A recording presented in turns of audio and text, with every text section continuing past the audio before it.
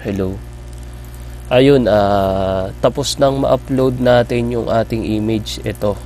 Ayan, ito yung huli natin dun sa part 4 na video. Kung napansin nyo, ito yung image na yun. Ito, in-upload natin ngayon dito sa server natin. Ayan yun, Windows 8. Ngayon, andyan na siya. Ngayon, kailangan natin kasing kumuha ng boot vim para sa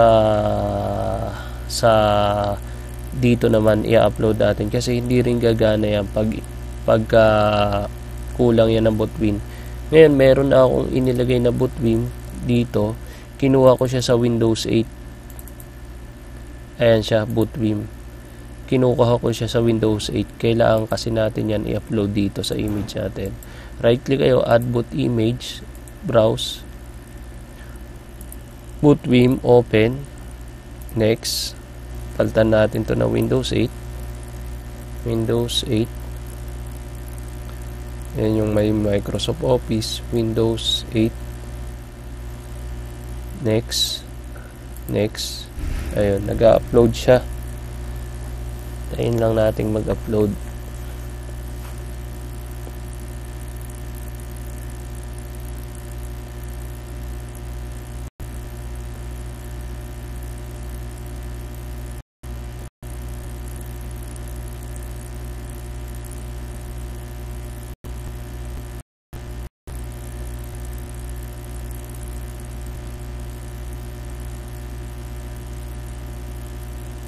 Finish.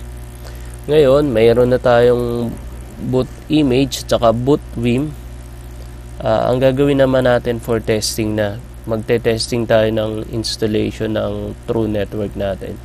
Ang gagawin natin, kikreate tayo ng image, new virtual machine, typical, next. I will install the operating system later. Next. Microsoft Windows 8, next. Kung saan path nyo ilalagay, ako sa drive D ko inilalagay yung testing ko. Extended, create new folder, okay, next. Store virtual disk single file, next, finish.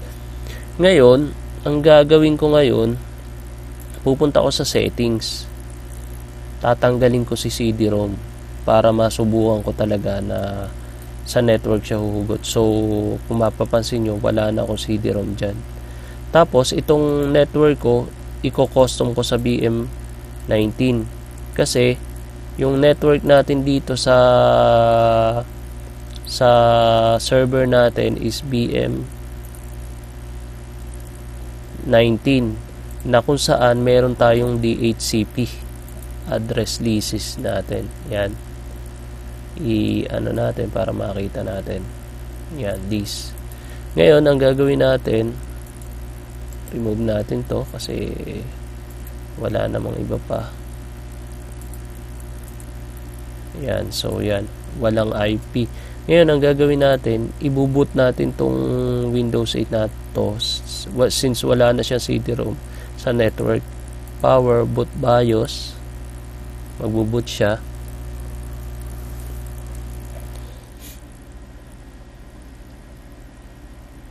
Ayan. Set up natin yung network niya, ang first bootable. Shift, tapos arrow down, punta tayo sa network, tapos plus. Ayan, tapos F10 para mag-save. Yes. Ngayon, dapat huhugot yan sa DHCP natin, sa network natin. Yan. Kung mapapansin nyo, yun, no? Download WDS from 192.168.86.128 DC1 training. So, hindi na, dapat ipe-press nyo yung F12 for network service boot. Since hindi natin pinress, hindi siya nag-boot. So, ang gagawin natin, uulitin natin uli, press F12. Magbuboot uli yan sa network natin, then press F12. Pag nakita nyo na yung lumabas na yun, yung press F12 to boot network, aborted. So, ulit-uli, F12. Yan. Press F12 for network. Aborted. O, sige. Press F12. Okay. Enter. Check natin yung server natin. Kumukuha siya ng IP. Pending. Image. Property. Nag-aborted siya. Properties. PXE. Tama ang setting. Same domain Windows deployment server. Apply natin. Same domain. Boot. Require to user press F12 key to continue the PXE. Okay naman. DHCP. Okay naman.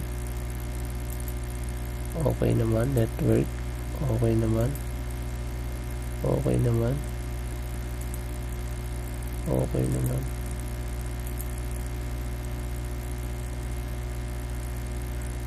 Use addresses from the following range. Try nga natin to. Okay. F12.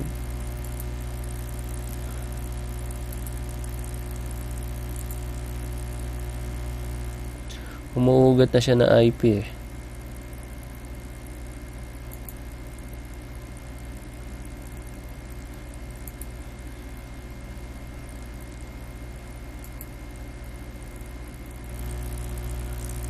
Ayan. F12 nyo lang. Ayan, gateway. F12. F12. Dapat mabilis ang kamay nyo pag F12. F12. Click nyo lang F12. F12. Tas enter.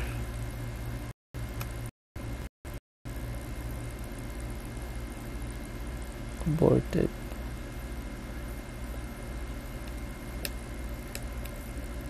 F2 pala yung pinipindot ko, ang bobbles ko. F2. F2 pala yung kanina ko pang pinipindot, kamote. Sige, enter natin. F2 pala yung pinipindot ko. Ayan o, F2. Bobbles pala ako. Ayan. Contacting server. Kaya pala mali. F2 ang pinipindot ko. Kamote. Ayun, pending. Sinet ko kasi dito sa properties natin yung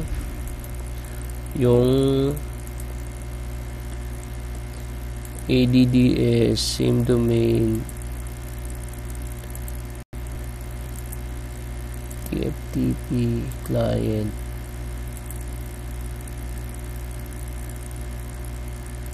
boot advanced authorized, do not authorize deployment.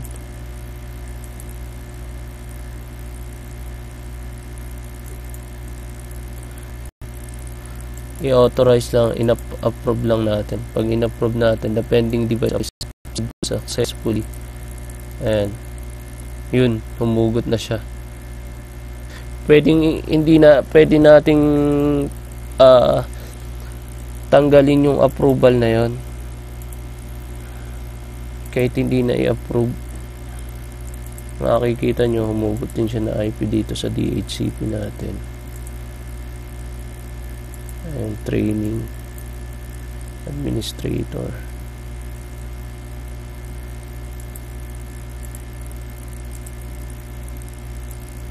Ayun o, humuhugot siya ng image sa network natin. 192.168.86.120. Mali ako ni F2 yung pinipindot ko. F12 pala. Kamote.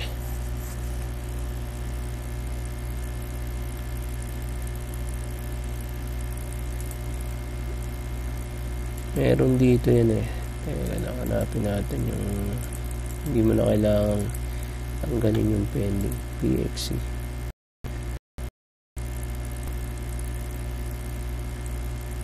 Ito dapat naka-antik to. Require administrator approval for unknown computers. So, i-antik mo lang yan. Hindi mo na kailangan mag-approval dito sa pending na to. Ayun o. Nawala. Pero pag tinik mo yon, Ayan, magkakaroon siya ng approval. Ayan o, kita mo.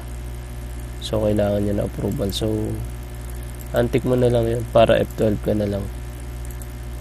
Ayan. Ayan. So, yun.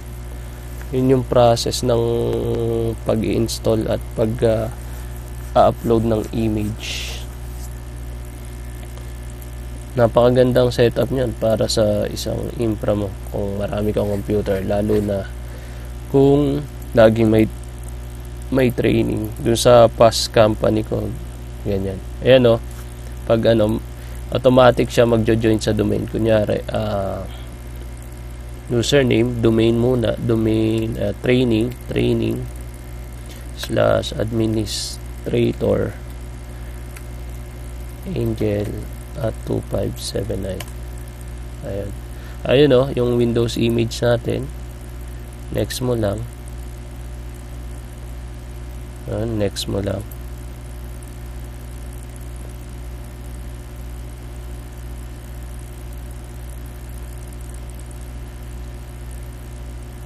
Ayun. Automatic nag-i-initialize na siya. Papansin mo sa AD natin kung dapat automatic siya naka-join sa domain. Ayun o. Domain admin 1. Ayun siya. Pero ongoing pa yung process niya. Pero ayun na siya. See? Astig, di ba? Ayun. Yun yung Windows deployment server. Ayun, ongoing yung process. Kung ano yung in-image natin dun sa process natin kanina, dun sa pag-create ng image natin, yun yung ma-install dito. Ayun, yun lang yun. Ongoing yung process. Medyo mabagal kasi itong computer ko. Sundan nyo lang yun. At kung may tanong kayo sa akin, may mga document ako nito. Lahat kasi ng training na ginagawa ko, idino-document ko sa Word para syempre pag may nakalimutan ako, may nababalikan ako. Ayun, ongoing to. Salamat sa inyo. Tatapusin ko na to. Tuloy-tuloy na yan. Nakita nyo na naman yung process kung paano masusundan. At kung may question kayo, email nyo lang ako sa andros2579 or androsvisitation@gmail.com or ping nyo ako sa Facebook, grupo. Yun, salamat and thank you.